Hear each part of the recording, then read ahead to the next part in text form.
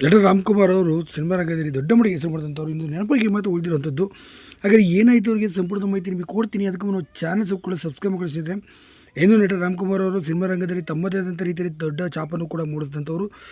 ಗೆಜ್ಜೆನಾದ ಕಾವ್ಯ, ಸ್ನೇಹಲೋಕ ಹೀಗೆ block buster ಸಿನಿಮಾಗಳನ್ನು ಕೊಡ್ತಿದ್ದಂಥ ರಾಮ್‌ಕುಮಾರ್ ಅವರು ಏಕಾಏಕಿ ಸಿನಿಮಾ ರಂಗದಿಂದ ಸಂಪೂರ್ಣವಾಗಿ ದೂರ ಉಳಿದ್ರು. ಸುಮಾರು 27 ವರ್ಷಗಳೇ ಆಗಿ ಹೋಯಿತು ಅಂತಲೇ ಕೂಡ ಹೇಳ್ಬೋದು. ಸದ್ಯ ಡಾಕ್ಟರ್ ರಾಜ್ಕುಮಾರ್ ಅವರ ಮನೆ ಅಡಿಯಾಗಿರುವಂಥ ಇವರು ಸದ್ಯ ರಾಜ್ಕುಮಾರ್ ಅವರೇ ನಿರ್ಮಾಣ ಮಾಡಿದಂಥ ವಜ್ರಶ್ರೀ ಕಾಂಬೈನ್ಸನ್ನು ನೋಡಿಕೊಂಡು ಸಾಕಷ್ಟು ಜನ ಕಲಾವಿದರಿಗೆ ಅವಕಾಶಗಳನ್ನು ಕೂಡ ಕೊಡುತ್ತಾ ಮತ್ತು ಸಾಕಷ್ಟು ಅವ್ರ ಸ್ವಂತ ಉದ್ಯಮಗಳನ್ನು ಕೂಡ ಮಾಡಿಕೊಂಡು ಹೋಗ್ತಿದ್ದಾರೆ. ಸದ್ಯ ಅವ್ರ ಮಕ್ಕಳು ಸಹ ಈಗ ಧನ್ಯ ರಾಮ್‌ಕುಮಾರ್ ಅವರು ಕೂಡ ಸಿನಿಮಾ ರಂಗದಲ್ಲಿ ಕಾಣಿಸ್ಕೊಳ್ತಾರೆ ಇತ್ತೀಚೆಗೆ ಅಂತಲೇ ಕೂಡ ನೀವು ಗಮನಿಸ್ಬೋದು.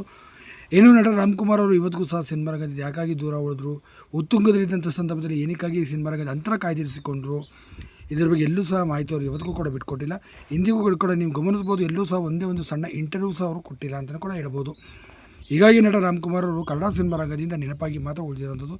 ಅವರು ಇರುವಂಥ ಸಂದರ್ಭ ಸುಮಾರು 80-85ಕ್ಕೂ ಅಧಿಕ ಸಿನಿಮಾಗಳಲ್ಲಿ ಕೂಡ ನಾಯಕನಾಗಿ ಹ್ಯಾಂಡ್ಸಮ್ ಹೀರೋ